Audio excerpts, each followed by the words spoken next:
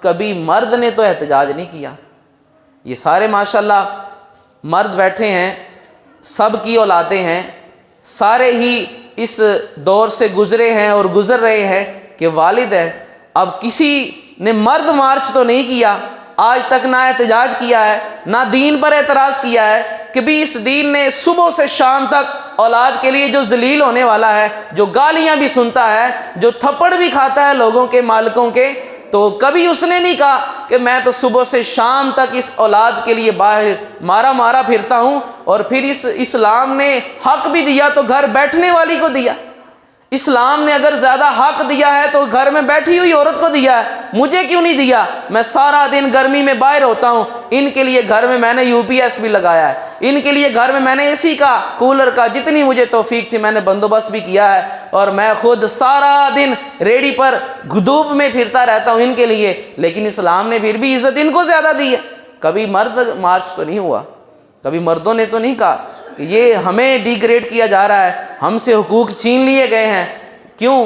کیونکہ اسلام نے مرد کو بھی عزت دی ہے، اسلام نے عورت کو بھی عزت دی ہے۔ اگر بھائی ہے، بہن ہے، ہر رشتے کو دیکھیں، ایک مرد ہے، ایک عورت ہے، ایک ماں ہے، ایک باپ ہے، کس کو عزت زیادہ ہے؟ آپ سب بتائیں کس کو عزت زیادہ ہے؟ ماں کو اللہ نے عزت دی ہے۔ دو رشتے ہیں، بہن ہے اور بھائی ہے، بتائیں دونوں میں کس کو زیادہ اسلام نے حق دیا ہے؟ حضور نے فرمایا جب بھی گھر میں کوئی کھانے والی چیز، کوئی فروٹ، کوئی پھل لے کر آؤ تو گھر میں جو بیٹی ہے پہلے اسے دو۔ یہ اسلام نے بہن کو حق دیا ہے۔